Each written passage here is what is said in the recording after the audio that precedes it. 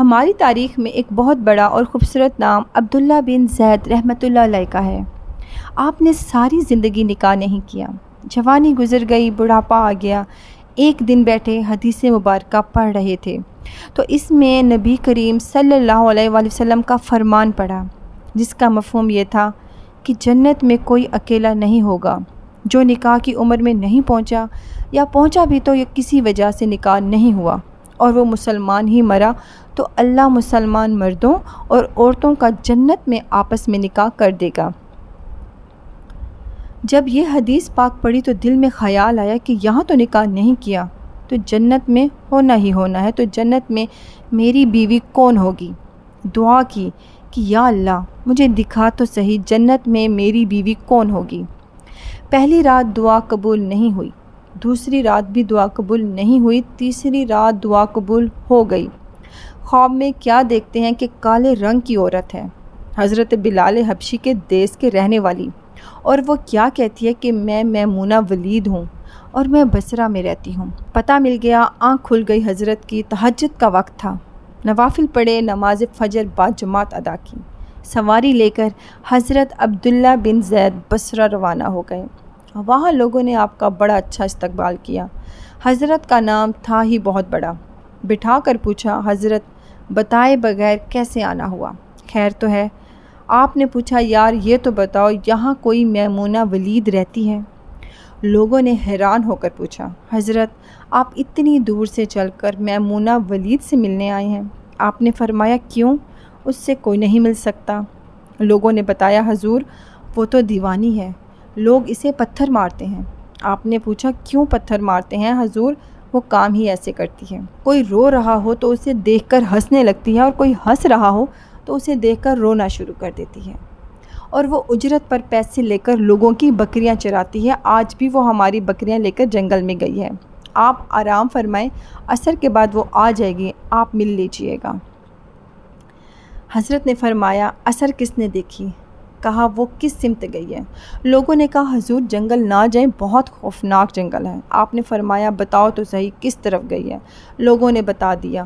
آپ فرماتے ہیں کہ میں نکل گیا، آپ فرماتے ہیں کہ میں جنگل میں گیا، واقعی جنگل بہت خوفناک تھا، جنگلی جانور کی بھرمار تھی، قدم قدم پر کوئی نہ کوئی چیز کھڑی ہے۔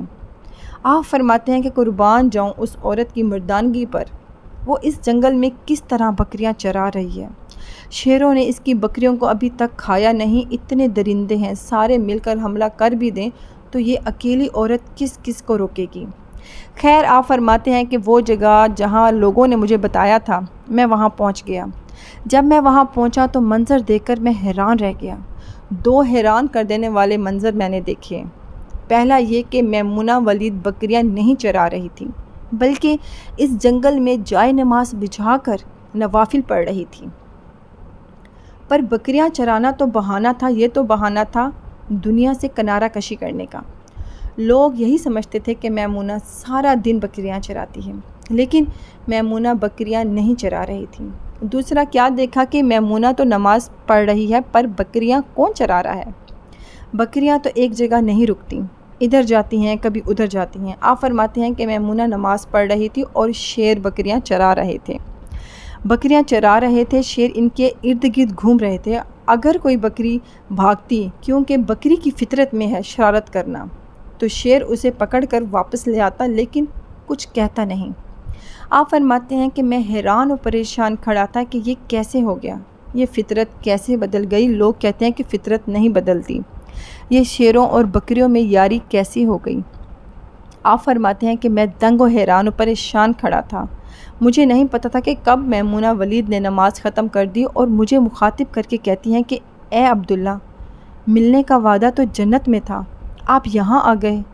آپ فرماتے ہیں کہ میں حیران رہ گیا کہ اس سے پہلے تو کبھی ملاقات بھی نہیں ہوئی، تو حضرت میمونہ ولید کو میرا نام کیسے پتہ چل گیا؟